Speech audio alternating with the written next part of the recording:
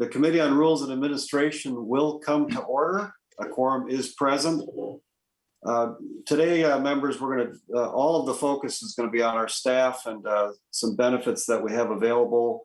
The Senate budget update from Secretary Ludeman is what we'll talk about first, and we'll consider these resolutions related to that. So first on the agenda, we've got an update and review of our Senate budget from Secretary Ludeman, along with our fiscal and other staff that can give us that update. I believe you've all received that copy. The documents also included the adopted budget from fiscal year 2021 and then 22-23 so that we can compare. So with that, Secretary Ludeman and Ms. Myers, if you want to give an overview and then we can take any questions. Thank you, Mr. Chairman. I appreciate it. As you know, Betty Myers is the Senate Controller. She's here to answer any questions relative to the budget. I'll give you a brief presentation of what it looks like. In the context, I want you to know that the budget is different than the appropriation. The budget informed what the appropriation should be, and to the credit of Senator Kiffmeyer, she was able to hold that as a direct appropriation to able to accomplish the budget that we had given her much earlier this year. And so that is good news. It is a direct appropriation. It's larger than the last biennium. It's $74,975,000. Everything you will see in this budget ostensibly gives a guideline to spend all of that, although it is not all spent. We usually underspend. The members of the Rules Committee did receive an expenditure report last week, which was a coincidence, but it tells you that in some areas we actually underspent, and in some areas we overspent, because a budget is a guideline. The overspending is mostly in the software accommodation for COVID. From IQ, it was a coincidence that we also had our Microsoft license come up at the same time. We offered Zoom licenses to any senator that wanted one as well. And so we overextended to a certain degree on those lines. But on the permanent salary line of the state budget, the first one on our budget and the biggest one reflects exactly the roster that you approved, the Rules Committee approved earlier this year. That means that we are talking still of salaries that were established in July of 2019. And so this is 2021. It's July again. And so we're going to talk about some things in some subsequent resolutions related to that. The budget, as we developed it, had to reflect a few things that we knew should happen, a couple of things that did happen. The Legislative Compensation Council, of course, did make some adjustments, relatively modest adjustment in senators' salaries, so that's accommodated within this budget. And the other subsequent resolutions that you're going to see here are also built into this budget line. So when you look at it, I thought it was important that you see the last biennium budget relatively to the one that we're proposing now. And Diane, I've split this budget page into 3 sections. Just a second there, so that you can see it. So this is only the top third of the Senate budget proposal that you have yet to adopt, and I hope we do that in a few minutes. You will see where we have the dollars as a guideline to be spent in the proposed budget. So we're talking about the 22-23 budget. There is dollars available for these resolutions that we're hoping that you would adopt today as well. And we will, I am very confident we'll show fidelity to this budget in these lines.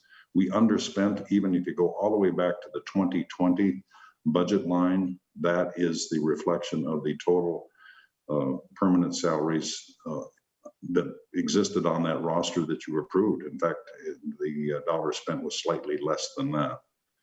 The budget 2021 permanent salary line, the $14,555,000, we never spent that money because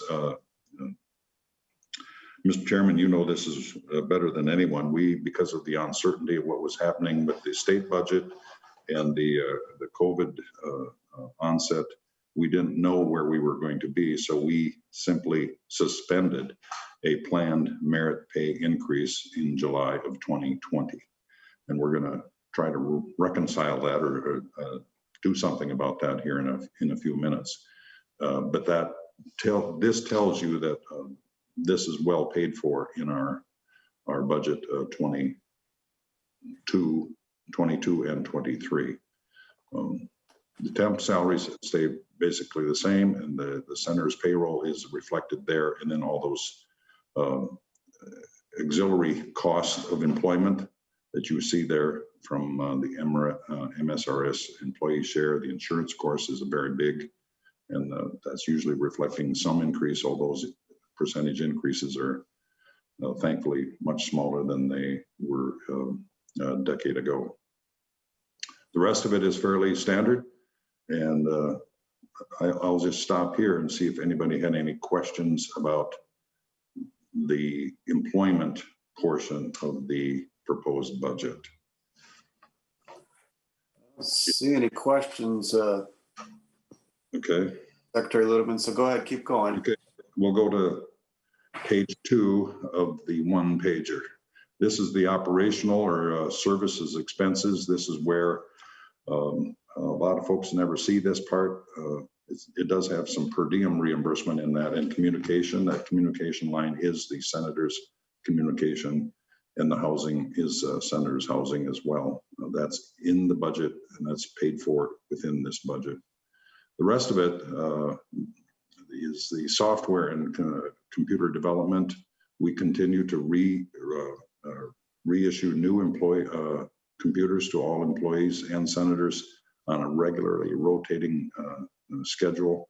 So we just bought 105 brand new laptop computers. An example, the cost of that was $136,000. That's what we do to make sure that we are giving all service to the senators and Senate staff to be able to do their work. These maintenance agreements are always more expensive than a lot of people may imagine, and these licensing on software simply is an expensive obligation. But it's fairly standard, and we do it, as you know, Senator Gazelka and Senator Kent, both of you are asked to sign off on expenditures exceeding $10,000 if they're not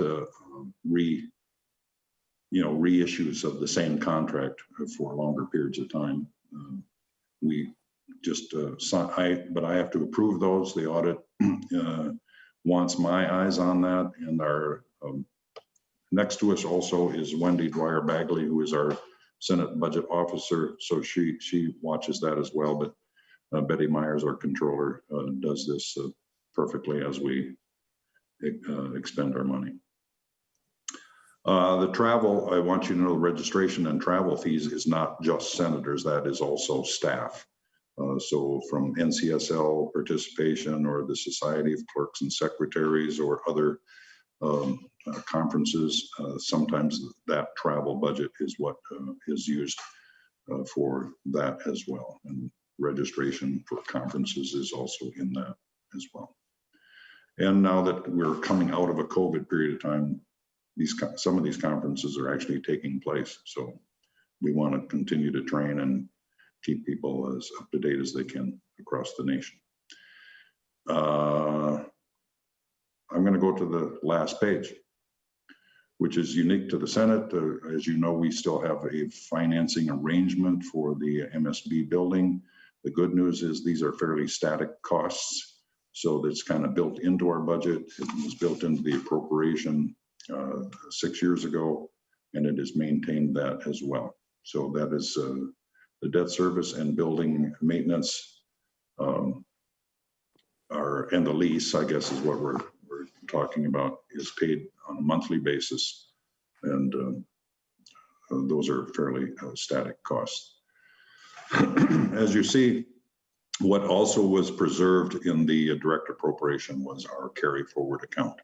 There was earlier conversation about an open appropriation, which maybe would have jeopardized that, but and that would have had benefits as well on the other side, but that account is still in good repair. We do use that for purposes as payouts for employees who have separated or retired. For example, the vacation payout, there's also, we use that for hardware expense too, not as much, no software, but some hardware expenses usually come out of that. It's kind of a funny relationship that whatever we save, for example, that we didn't spend on salaries in the previous budget and everything, we say it falls to the bottom line. That means it goes into this carry forward account.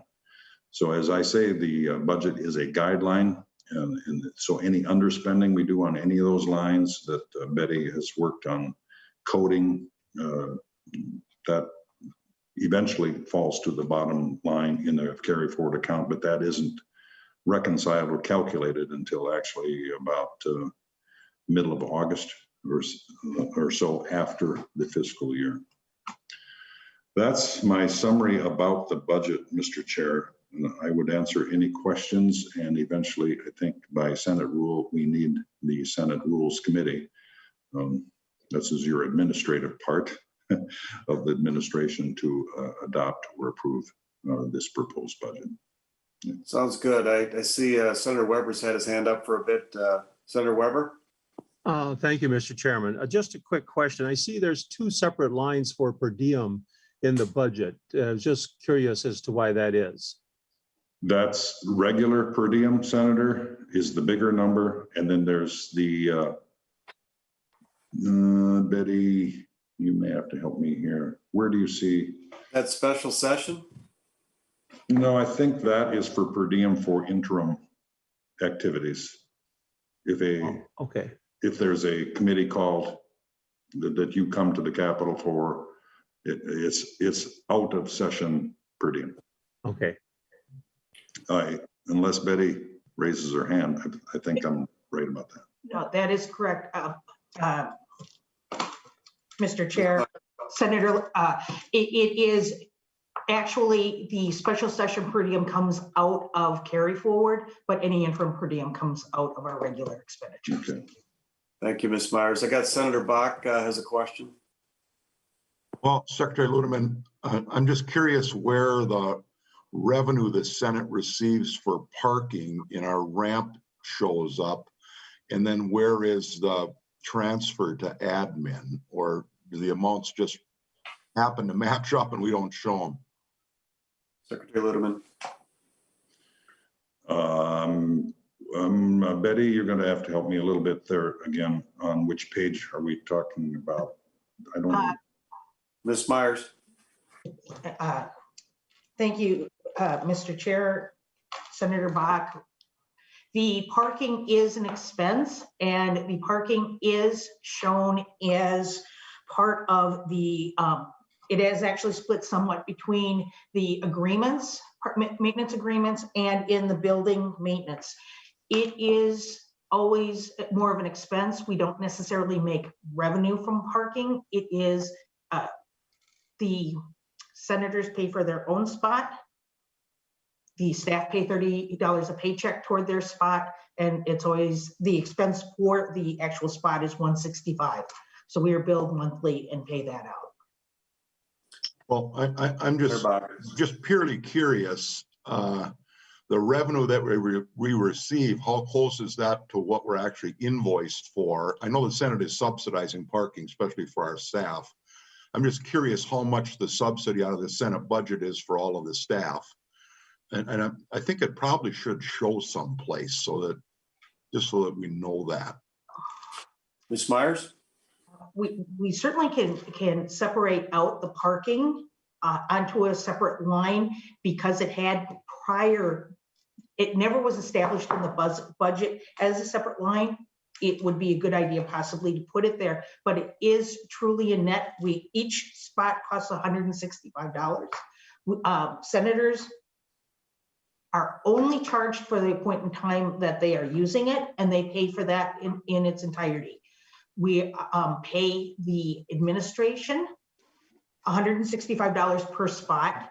We get $60 back from the staff. portion, and that's per individual. We have approximately 180 spots, but it varies from time to time. We actually run the reports, send them to admin, who's parking in what spot, they send us back a bill.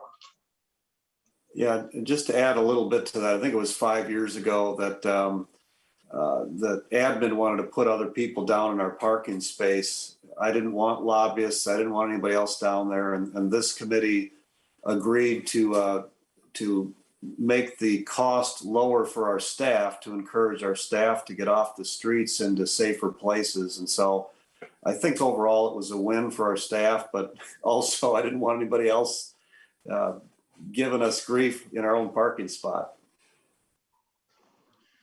Mr. Chairman and Senator Bach too, part of that is a payroll function, so it's a little hard to, but I think we'll work on, because of the, the employees and senators, it's a payroll function about the paying for. I'll be honest with you, I don't want to talk about it too much because admin doesn't charge us for those 7 months that senators don't pay. So we'll just shut that conversation off. But putting it on a separate line is something that we'll work on to make sure it is.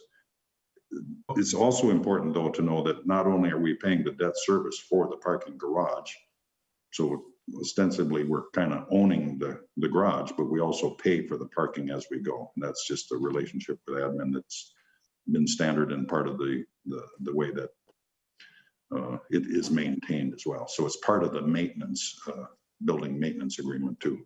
For example, that resurfacing of the walking part was an admin expense. It took us a long time for them to agree to actually smooth that thing out. And I think it's been a great thing for us, but that was part of our maintenance agreement cost in there as well. We didn't pay extra for it, but that was a good question.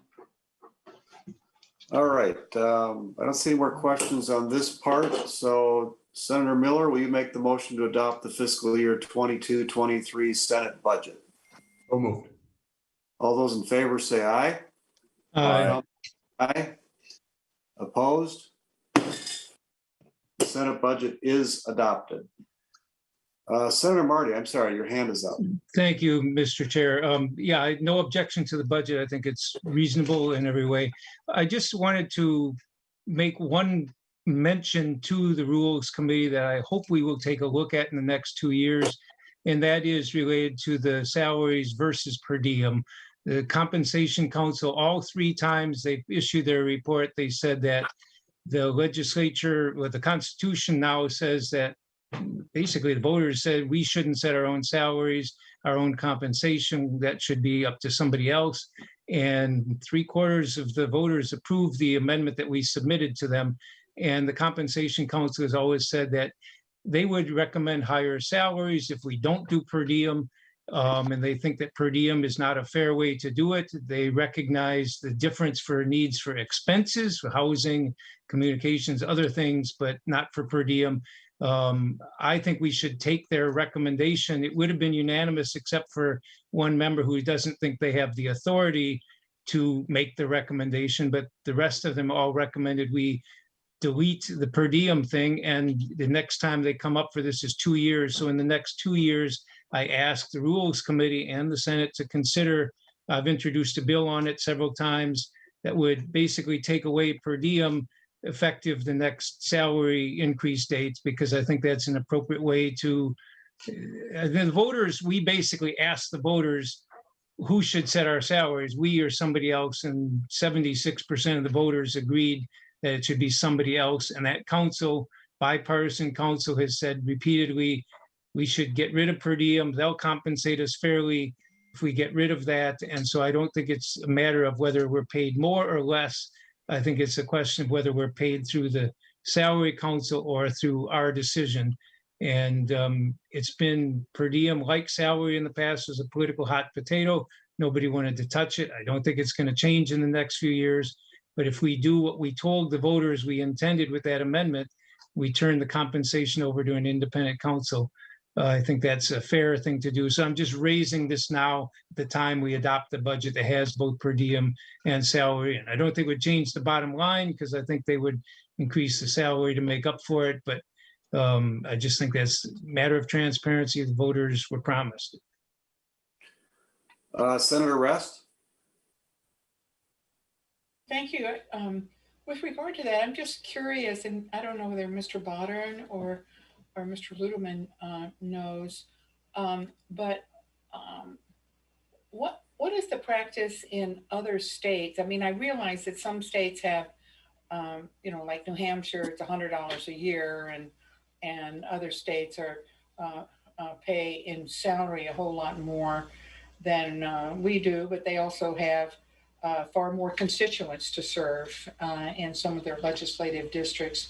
But I wonder if there's an NCSL study or something about legislative salaries and what maybe Mr. Luneman could find that out for us so that, I mean, it can be a matter of policy, but I would like that policy informed, if we make a change or recommend a change, be informed by actual facts and comparisons with other similar states and just so that maybe we're not an outlier. And maybe Senator Marty already has that information. And if he does, I really would appreciate just learning it. Thank you, Mr. Chairman. So Secretary Ludeman or Mr. Bodern, do you have any thoughts? Well, Mr. Chairman, I do know NCSL actually publishes the salaries and per diem informations by every state. We have that available to us. I think you will find that Minnesota is really right in the middle range, both on salary and some other expense reimbursement. I don't think we've really calculated, the communication allowance is not a huge allowance for senators or but certainly the travel and everything else. There are some states that rely only on a per diem. There is no salary. And there are some states, like Senator Marty says, that has, usually eastern states have considerably higher salaries, but not expense reimbursement. But it's relative to maybe it's a full-time legislature in some of those states, which is a lot different than what we call a citizen legislature here in Minnesota. So we're kind of in the middle. So I don't think we're not an outlier in any of these about the level of per diem reimbursements nor salary. We're kind of right in the middle range, but we can certainly get you that information. I think it's right in an NCSL publication. Yes, Secretary Ludeman, if there's an email version of that, maybe you could send it out to the committee members here as a first step for a conversation and go from there. We'll do so. Senator Marty, I think, is still raising. Oh, I'm sorry. Senator Marty, I thought, go ahead. Thank you. No, thank you, Mr. Chairman. Yes, in response to Senator Rest, the best place to get this all is Legislative Salary Council's report. It's like a 90-page report. They put it out every 2 years, and they go through how they balance it among other states. I think they're doing a fair job. Tom Stinson, the former state economist, chaired it the first time. But their reports have been, I mean, the first year they came in, they did 50% salary increase, and they said it would have been higher without the per diem issue if we had taken that away. And all the subsequent two reports, when they came out in March, basically said the same thing. They said, we recommend you get rid of that. Here's how we figure it. And they talk about which states use per diem, which use other expenses. And they also talk very appropriately about the fact that some legislators have greater expenses. The rural legislators, and they said housing and other things are meant to reflect those differences. The per diem clearly doesn't, because it factors into our pensions, it factors into everything else. So my encouragement would be to just look at under the LCC, the Legislative Salary Commission report. You can find it online. It's about 100 pages, and it goes through all the comparisons of states. Thank you, Senator Marty, and Secretary Ludeman, if you can send us the link to that just to save a little time, that'd be great. That'd be great too. Good discussion. Okay. Members, we've adopted a cost of living increase and merit pay salary increase at a hearing in June of, I think it was 2019. As you're all aware, COVID hit and everything was suspended. So today we want to reinstate the cost of living adjustment retroactive to July 1st, 2020, and reinstate the merit pay salary increase retroactive to July 1, 2021. And obviously, we made the decision back in, as COVID hit and we had a budget shortfall, we had no idea what was going to for sure happen. And we took the decisions that we made there. But I want to make sure we get back to the commitments we have to our staff. And so this is one of those areas. I think you received a copy of this already. I'd like to welcome Ms. Nicole Miner, our new Human Resource Director, to the Senate and to our committee to explain some of these things. And Secretary Ludeman, you can work with her, but go ahead on this part of it. Thank you, Mr. Chairman. I think I guess I'm the big talker. I'll talk first and have Nicole fill in around it if questions arise. Let's try it that way. But I think you represented it very well. So the compensation plan that we're talking about, because we rescinded the planned merit pay, we have changed that to a COLA, the cost of living adjustment, which is actually almost more appropriate now after we see what the inflation is doing now and some of the extra costs that, and we'll talk about that a little bit too, of what employees put through. I think every member of this Rules Committee and every member of the Senate understands how good a staff we have all the way across the board, but we do experience a little more strain in recruitment right now. We have fewer applications for every job posting. You know it around the entire economy about a tight labor market. And so being able to recruit and retain good employees is always a good thing. And so that's what we're proposing, retroactive COLA for 2021. So this would go back to July 1 of that rescinded merit pay, change it to a COLA, a 3% COLA based on actually those very same roster salaries that you saw and approved earlier this year.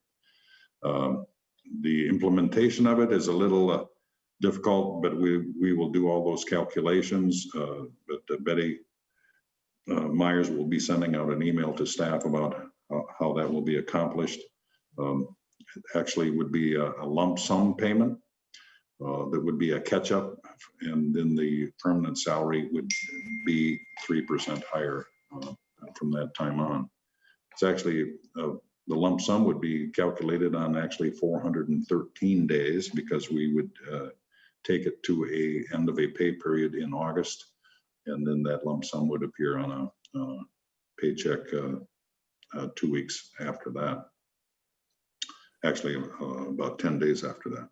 There's more details about it, but I don't think you need to know all the details unless you want to, but that's basically the same. This does not impact promotional increases, which have continued to occur even since 2019. We didn't change those.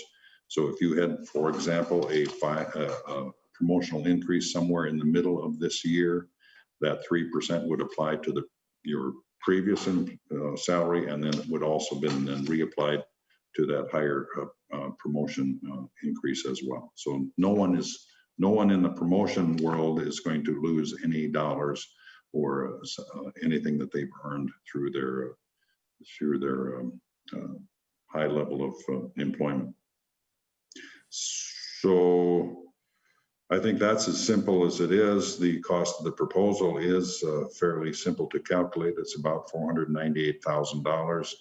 This now is, if you go all the way back to that 2020 budget number, that is an additional cost of that number, not on the proposed budget that you just adopted yet.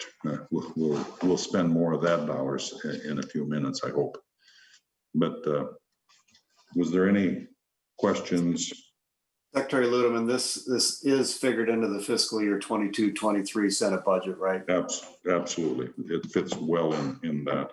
I need to, Nicole is reminding me that this also, as we do with every COLA, adjusts the minimum range of the ranges. So of all the ranges of employment, this raises that by 3% so that our recruiting can be applied. That also means that any temps that we hire now around January 31st of next year, those temp ranges would also be adjusted by that 3% as well. So it's not affecting any current employee, but it would affect those future temp employees, which is about 40 employees.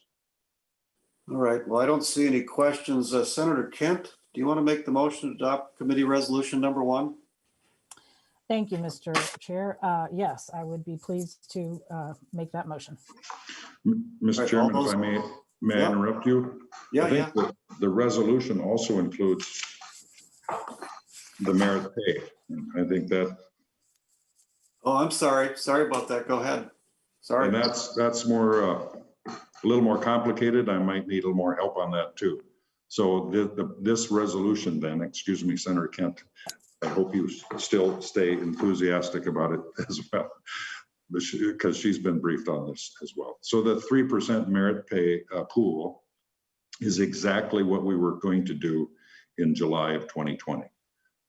So the MAC, the Management Advisory Council, which is the 2 chiefs of staff and Tom Bauder and myself and the HR director, built this merit pool idea so that this would be a compensation increase that would be based on the performance of the employee over the last fiscal year.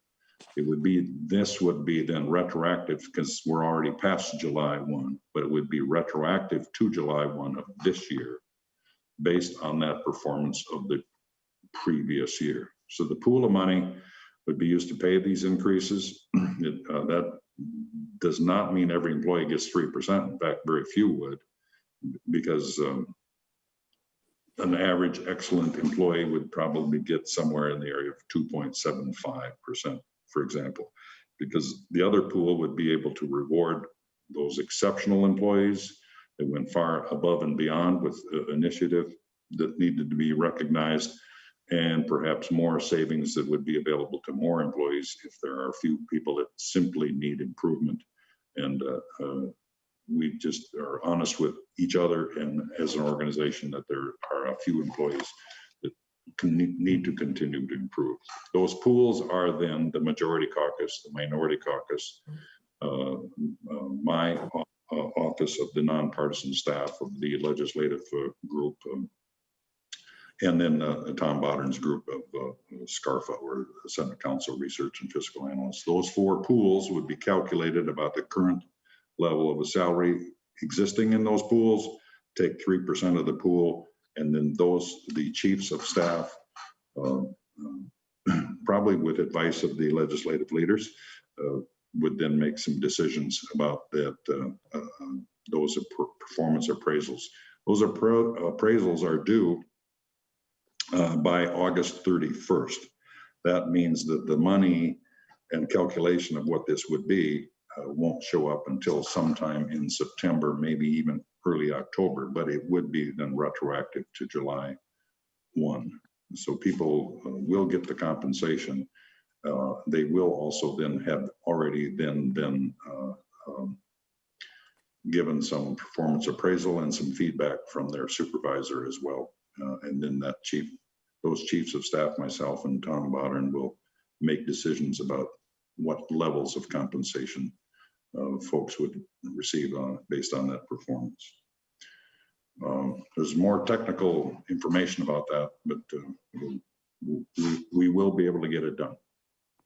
All right, I have a question from Senator Marty. Thank you, Mr. Chair. Secretary Ludeman, the question about this seems like a reasonable approach. Just to be clear, the performance appraisals, if the employees come back with a very positive appraisal, they are likely to get under this, are you saying 2.75%? And then the other 0.25% is going to be in a pool that the majority, minority, each of the 4 employee groups can distribute as appropriate. But the presumption would be if an employee gets an exceptional, good, positive, let's say exceptional review, they are likely to get a 2.75% out of it, with a handful of other things to adjust with that other 0.25%. That, Mr. Chairman and Senator Marty, that represents it very well. I think we got to be careful of the words here. But right out of page 42 of the Minnesota Senate Personnel Policy Manual, it talks about the performance appraisal policy, which has existed for quite some time and been accomplished a considerable number of times as well, but not in the last 5 years, to be honest with you. It talks about 4 categories: exceptional, which would be that perhaps even above the 2.75. The meritorious would be the kind of employee that meets every expectation regarding the goals, the job requirements, competencies. And then there's that need improvement category. And then there is a 4th category called unsatisfactory. And we don't have too many unsatisfactory people that remain in employment with the Senate, but sometimes we always give chances for improvement all the time with the appropriate coaching, et cetera, et cetera. So it's kind of 4 layers: exceptional, meritorious. The meritorious would be the category that I'm thinking you're talking about, Senator Marty, is probably the one that would receive somewhere around 2.5 to 2.75%. The meritorious would be 3% or even higher, with whatever is left over in that pool after you make decisions about who's meritorious. Mr. Chair? Go ahead, Senator Marty. One more question. I'm not sure this is the right time to ask it, but it's the HR people here and so on. And that is, I know, as you mentioned, how it is difficult to recruit people these days. And I know that this is how we're dealing with the existing employees. When we do shift salary ranges, I have a concern. I know there was at least one Senate employee who left after hearing that a new employee had a new range that came right after that employee was hired, and it did not apply back. And I understand the reason it hasn't applied back to existing employees is, well, we already have them. We're doing this to help recruit new people. But I also think it's a matter of fairness. I realize you couldn't increase a range as much if you're going to make it apply to the existing employees. But I think it sends a much more positive message to our dedicated employees that if we're making changes because a salary range is too low, we have to compensate more for it, to say just because you've been working here means you're not going to qualify for it. So I would ask all the folks involved in the HR decision-making process to reflect that as we go forward, when we make future range changes and so on, that even though it costs more to apply it to existing staff as well, even if it means we can't increase it by quite as much in a range, that it applies to the existing folks as well. Because again, we lost one good Senate employee because of that, and it's understandable. I just think in terms of equity, it would be a lot fairer process if we reflect the good folks we have, not just the good folks we hope to recruit when we make those decisions. Yeah, Senator Marty, good input for sure. So, Mr. Chairman, if I may. yes, Chair Ludeman. I understand that, Senator Marty. Equity is always a big problem. It's not a big problem, but we tried to deal with that 2 years ago. We actually had a 10-year increase as well to kind of even up as we adjusted those ranges, because that was a very significant change. And it's also important why when we do a COLA adjustment, we adjust the bottom of the range higher as well, so that it's harder for, you would say that gives the new employee a running head start, but it is an equal start for the person that's also receiving the 3%. And the merit pay also then is another way where we can start to outpace the newest employees. But maybe Nicole Miner, Mr. Chairman, can talk a lot smarter about this than I can. Ms. Miner? Thank you, Mr. Chair. Senator Marty, I think I understand what what you're saying right now. And I just want you to know that even employees that started yesterday will receive the 3%. So that'll be effective as well. Yesterday, their first day to hired. And I think that was the issue a couple of years ago. So I am working hard, making sure that doesn't happen again, and that I did ensure that they would be receiving that as well. No one is eligible after March 1st, 2021 that started for the merit pay, but they'll get the 3%. And Mr. Chairman, on this whole point, I think a lot of our personnel decision-making processes is going well. And I'll touch base with Nicole offline too, just to make clear the point I had about making sure that existing employees aren't left out when we do that. But no, I think the way we're going back, the way we're doing the retroactive changes, I think that's all appropriate. I think it's being done in a manner trying to reduce disparities and unfairnesses, and appreciate that. Thank you.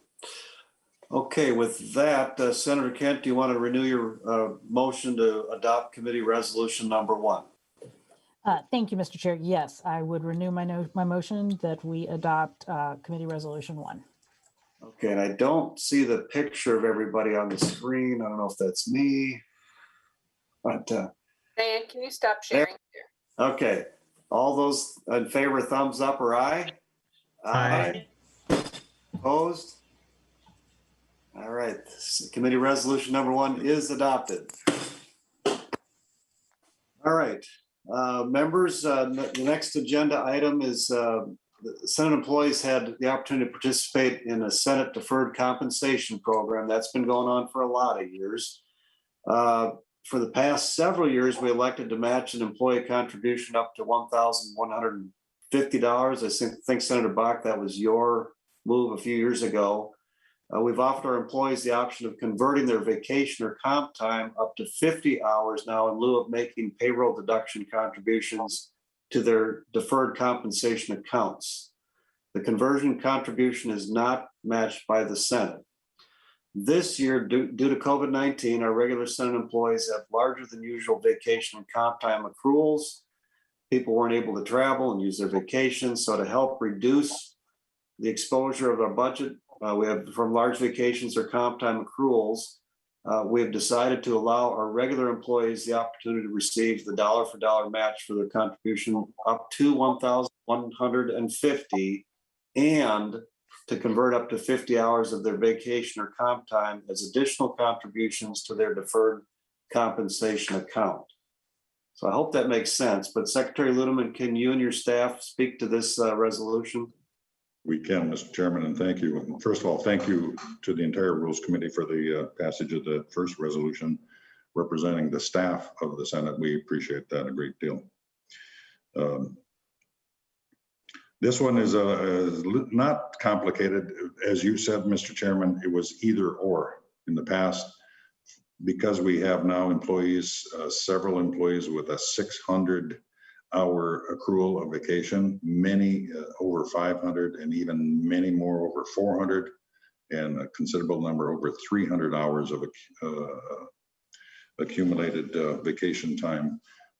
That is not going to be able for some of them to be solved without simply losing a lot of their vacation hours. Just give them up by December 31st of this year. Current policy, which this does not change, means that you would have to get yourself down to 275 hours, and that's been a standard for quite some period of time. So as that 275 looms and people cannot even manage their work and their private life enough to take that much vacation, we can alleviate that problem a little bit by allowing them to convert, or some people call it sell your vacation, up to 50 hours as well. This is not new to the legislature. The other body is also doing this as well, just so you, and the LCC as well, for a period of time. If you wanted to do this and sort of maximize the contribution to the DCP, you would continue to match if you're doing it regularly or at any period of time over this next fiscal year. But if you were going to take advantage of this one time, and it is a one-time payment and one-time expense to the Senate, convert those 50 hours of, you don't have to be over any limit to do it, but you could simply, I'm going to give up 50 hours of my vacation and take that value and have it contributed to the DCP as well. You would have to do this effectively by December 31st of this year. So we would encourage people that have high accruals to do that for their benefit as well. Senator Rest. Thank you, Mr. Chairman. Within that program with the comp hours and the alternatives for the use of them, do we still have, or did we ever have, maybe just remembering it incorrectly, the ability of our staff members to donate their comp time or even vacation time into an all-staff sick leave pool or other needs that a staff member who, for whatever reason, may have a injury or surgery that maybe they end up using their sick leave, and so that they're not losing any compensation. Do we do that, or am I remembering incorrectly? Secretary Ludeman, on my part, I don't remember that, but Secretary Ludeman, do you have any thoughts? No, Mr. Chairman, it does continue to exist. It's called leave donation policy. It's in our policy book. However, I don't think it's a pool. It's about a recipient. Is it, Mr. Friend, Chairman, neighbor, or anybody it's for a else. single, you can donate it to the benefit of a single account that is associated with a single employee. That's correct. Okay, just curious. Thank you, Mr. Chairman. I think that's up to 40 hours, Senator. Yeah, I learned something new today. I love it. So, all right, I don't see any more questions. Senator Bach, you really have been one of the guys that have pushed deferred comp and trying to get people to save as much as they can. Do you want to make the motion to adopt committee resolution 2.1? Mr. Chairman, I'd be happy to do that. I'd be happier to amend it and add a couple $100 onto it for our Senate staff. But if I don't have support for my amendment, I'll move the resolution as presented. If I do, I'm happy to talk about it. You know, I think we should at least talk about it.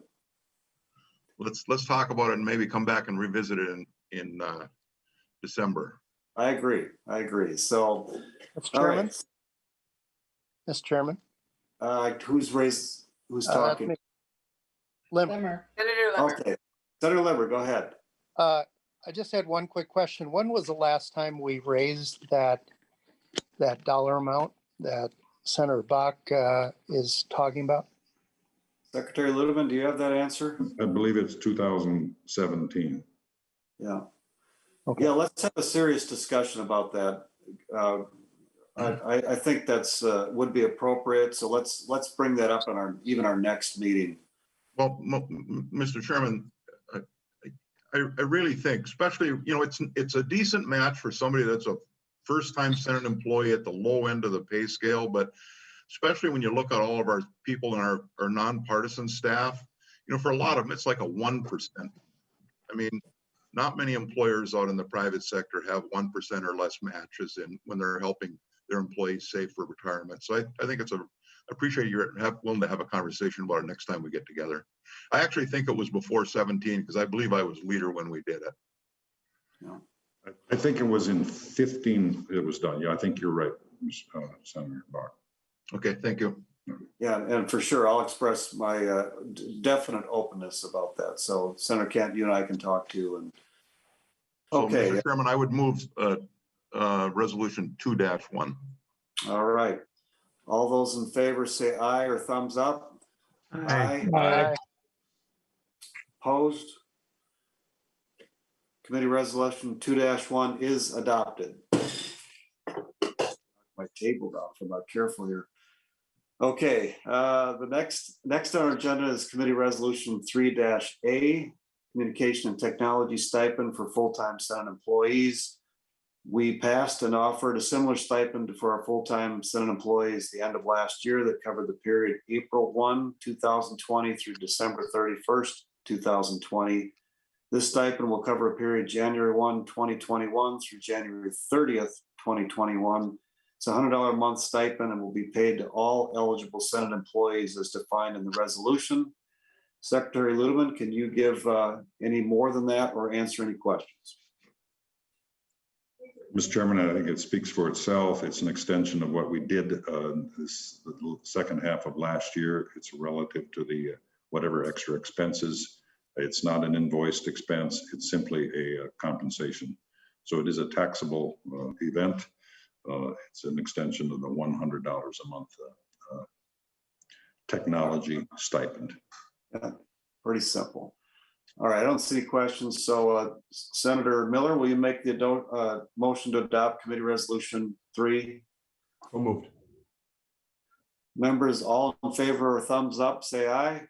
Aye. Aye. Opposed? All right, the Committee Resolution number 3 is adopted. Before we wrap up, everyone, I want everyone to think about what do we do in this new era where we can use Zoom, we can, how we manage through COVID. What do we want to keep from what we've been doing through last year? And I hear this everywhere.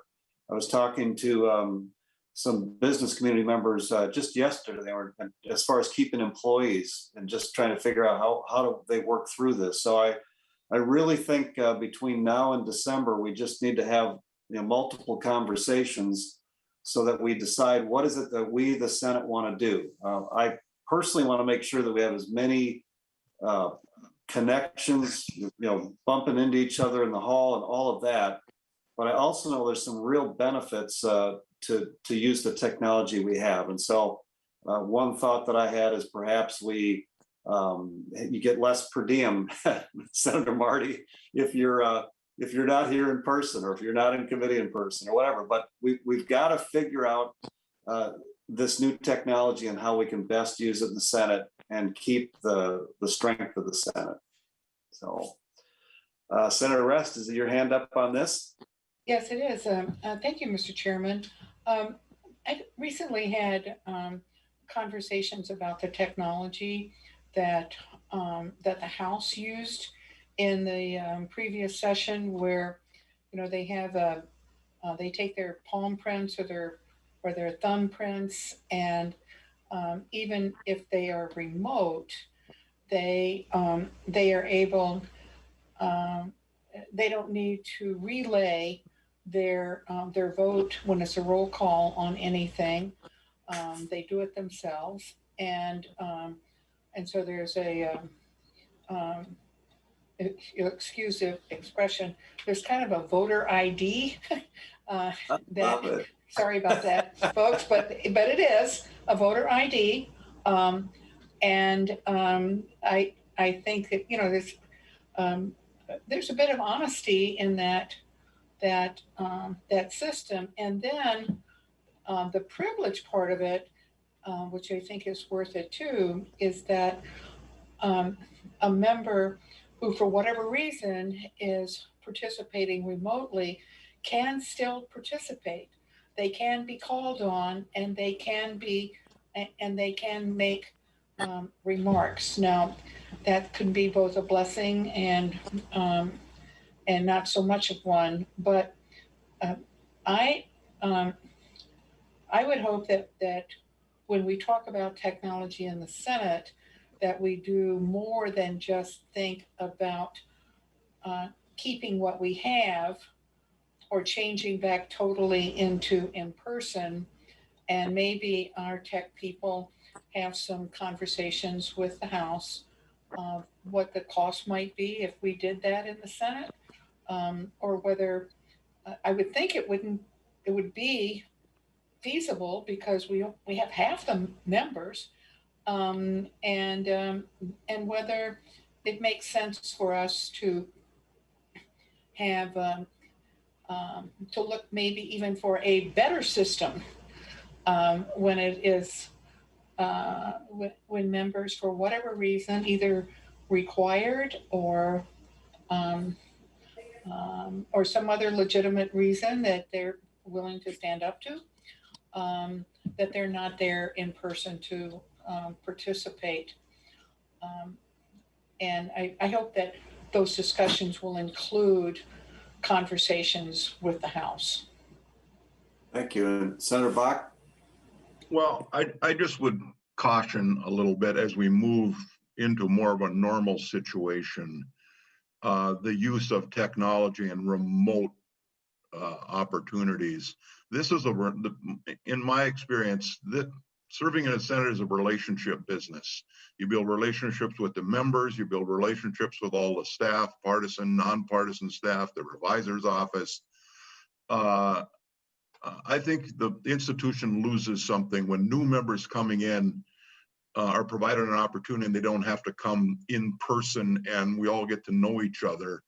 It's just easier to forge agreements on difficult issues when we all have kind of worked on relationships with each other. So not that there shouldn't be some exceptions because of the technology, but I think they probably should be a bit limited. I'll go Senator Rest to respond and then Senator Kent. Thank you, Mr. Chairman. I certainly understand Senator Bach's point of valuing the in-person relationships. We are indeed an institution of relationships, but also I believe we should be prepared. And right now, we are seeing an unknown, unpredictable increase in people who are succumbing to COVID. And we may find ourselves in not really getting rid of the pandemic if the new variants take over, and then we are left with old technology because we did not anticipate either a continuation of the pandemic or a change in it that we would want to be super prepared for.